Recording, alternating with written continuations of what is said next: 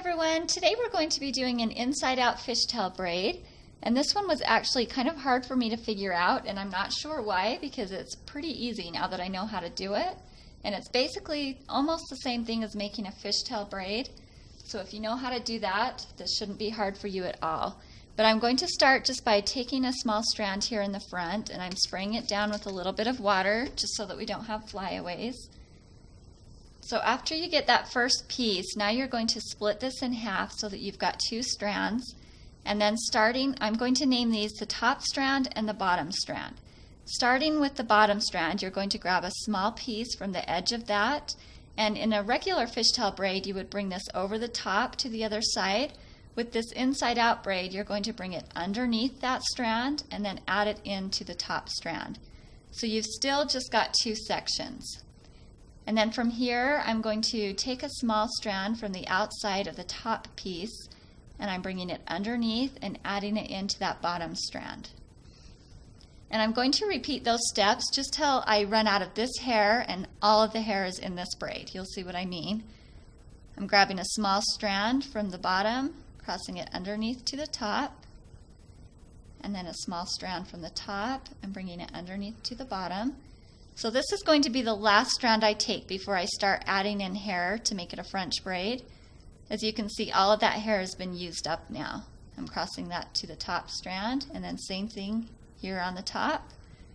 I'm taking that all down to the bottom. So now we're ready to start the French braiding portion of this. And it's basically the same thing. I'm grabbing a strand from the outside of that bottom strand. I'm crossing it up to the top. And then at this point, I'm going to grab a strand here from underneath, cross it underneath, and add it into that top strand. So now we're ready to work on the top again.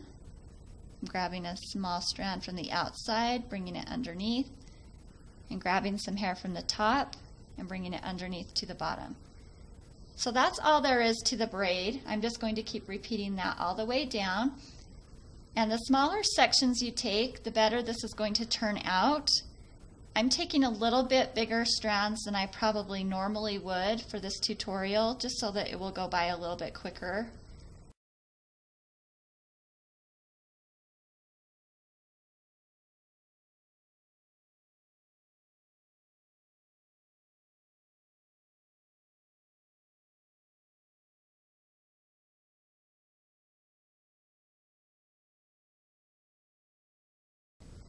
The other thing you want to consider while you're making this braid is that it looks good when it's messy. At least that's kind of what's in style right now. So you really don't need to worry about getting everything perfect.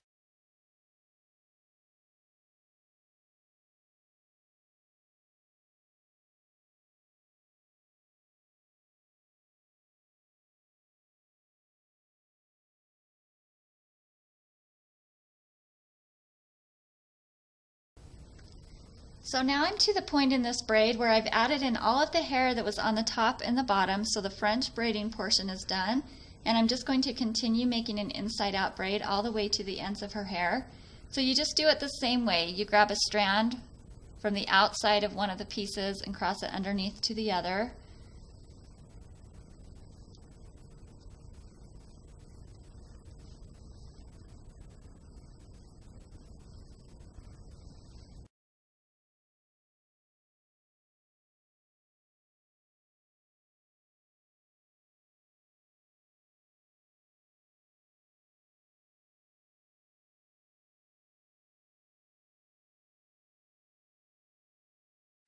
So now that I'm almost to the end of that braid, I'm not going to tie it off quite yet, and I'm going to stretch this out to make it messier.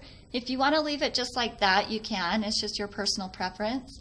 But to stretch it out, I'm going to start right here at the bottom of where I ended with the French braid, and I'm just slightly pulling on the edge of those strands.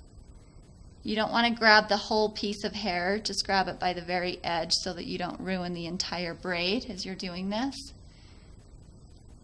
And then how big you want to make this mess is really up to you. So now that I've stretched out the French braided portion, I'm just going to go along the edge of the entire braid down to the bottom and do the same thing. Just pulling those out. And don't worry about getting it perfect. It is supposed to be messy. So I'm going to leave ours about like that, and I'm just tying off the ends with a clear rubber band. There's a couple different things you could do at this point. If you wanted to fold this back over, you could make it an updo like that, or you could wrap it into a bun. And another little trick you can do, if you've got some bumps or things aren't laying smoothly up here on top, what I usually do is just grab a comb and just slightly comb things down, and then if you want to spray it with hairspray, you can do